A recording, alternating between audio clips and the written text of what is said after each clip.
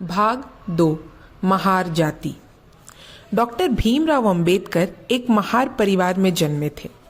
अंबेडकर का जन्म बहुत ही मुश्किलों में बीता था। इसका कारण था कि महार जाति को अछूत माना जाता था। दलित होने के कारण अंबेडकर उपेक्षित रहे। उन्हें वो बर्तन छूने या उनसे पानी पीने की इजाज़त नहीं थी जिनसे दूसरे बच्चे पानी लेते थे। डॉक्टर भीमराव अंबेडकर साधारण मानव होकर भी असाधारण थे। उन्होंने जीवन भर समस्याओं को झेला, फिर भी कभी विचलित नहीं हुए। महार जाति महाराष्ट्र प्रदेश की सबसे अधिक बहादुर वीर हिंदू जाति है, जिन्होंने छत्रपति शिवाजी व पेशवाओं के लिए युद्ध जीते।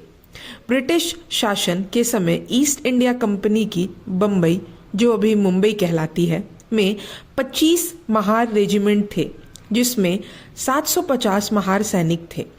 प्रथम तथा द्वितीय विश्व युद्ध में महारों ने अद्भुत साहस व अत्यंत वीरता का परिचय दिया था।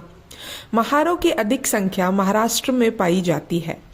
महार जाति मराठा, मराठी तथा मराठवाड़ा का अभिन्न अंग रही है और आज भी है। महाराष्ट्र की संपूर्ण जनसंख्या का 9% भाग महार जाति का है। इस समय भारतीय सेना में महार रेजिमेंट की कई बटालियन हैं। यह डॉक्टर भीमराव अंबेडकर की कड़ी मेहनत व सच्ची लगन का ही सुपरिणाम है। भारत के स्वतंत्र होने के बाद जब पहली बार भारत पाकिस्तान युद्ध हुआ था, तो उस 14 दिन के ऐतिहासिक युद्ध में भी महार रेजिमेंट ने अपनी वीरता का बढ़ चढ़कर प्रदर्शन किया। समय के साथ अपना पुश्तैनी कामकाज छोड़कर महारों ने शमशानों में लकड़ी पहुंचाना, मरे हुए पशुओं को उठाकर गांव से बाहर फेंकने का कार्य अपना लिया, जिसके कारण उन्हें अछूत माना जाता था। लोग इनके साथ उठना बैठना तो दूर, इनके हाथ का पानी भी पीते नहीं थे। यहाँ तक कि नाई भी उनको बाल नहीं काटते देता था। मंदिरों में उनका घुसना मना था। उन्हें नल और कुआं छूने का अधिकार नहीं था। महारों को किसी भी घर, त्योहार, उत्सव में नहीं बुलाया जाता था। भीमराव के पिता रामजी नौकरी की वजह से कोरेगांव में रहते थे। एक दिन भीमराव अपने बड़े भाई आनंदराव के साथ छुट्टियों में सतारा से कोरेगांव रेलगाड़ी से जा रहे थे। उन्होंने अपने पिता को पत्र लिखकर पहले ही आने की सूचना दे दी थी, लेकिन राम जी को बच्चों का पत्र नहीं मिला। भीम और उनके बड़े भाई जब मसूर रेलवे स्टेशन पर उतरे तो अपने पिता को ना देखकर दोनों परेशान हो गए। पिता का इंतजार में धीरे धीरे शाम हो गई। दोनों बच्चों को चिंता होने लगी कि पिताजी उन्हें लेने स्टेशन क्यों नहीं आए। बच्चों को चिंतित देखकर स्टेशन मास्टर ने उन्हें एक बैलगाड़ी में बैठा दिया। बैलगाड़ी स्टेशन से बाहर निकल आई। दोनों बच्चों की बैलगाड़ी वाले से बातचीत होने लगी। जब बैलगाड़ी थोड़े दूर पहुंची तो बातों ही बातों में बैलगाड़ी वाले को पता चला कि दोनों बच्चे महार जाति के हैं। उसने तुरंत बैलगाड़ी रोकी और यह कहकर कि तुम महार जाति के हो, दोनों बच्चों को बीच रास्ते में ही बैलगाड़ी से नीचे उतार दिया। भीमराव और आनंदराव रोने लगे। दोनों बच्चे रोते हुए बैलगाड़ी वाले से मिन्नतें करने लगे कि हमें बैलगाड़ी से नीचे मत उतारो, चाहो तो दोगुने पैसे ले लो, लेकिन ऐसे अंधेरे में हमें बीच रास्ते में अकेले छोड़कर मत जाओ। हम अकेले कहाँ जाएंगे। बैलगाड़ी वाला दुगने किराए के लालच में आ गया। उसने बच्चों से कहा, ठीक है, मैं तुमसे दोगुना भाड़ा लूंगा और तुम्हें तुम्हारी जगह पर भी पहुंचा दूंगा, पर तुम्हें अपने बैलगाड़ी में नहीं बिठाऊंगा। तुम दोनों को मेरी बैलगाड़ी के पीछे पीछे पैदल चलना होगा। दोनों भाई बैलगाड़ी वाले की इस शर्त पर राजी हो गए और बेचारे दोनों उसके पीछे पैदल पैदल चल पड़े। रास्ता काफी लंबा था।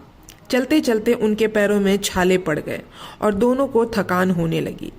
भूख प्यास के मारे दोनों बच्चों की हालत खराब हो गई। दोनों भाई जब घर पहुंचे तो वे अपने पिता से चिपक कर रोने लगे। उन्होंने अपने पिता को सारी घटना के बारे में बताया। बच्चों की बातें सुनकर माता पिता की आंखों में आंसू आ गए। पिता ने दोनों को समझाते हुए कहा, बेटा, अछूत कहकर उसने जो तुम्हारा अपमान किया है, तुम्हें उस अपमान का बदला उच्च शिक्षा प्राप्त करके और उच्च वर्ग में बैठकर लेना है।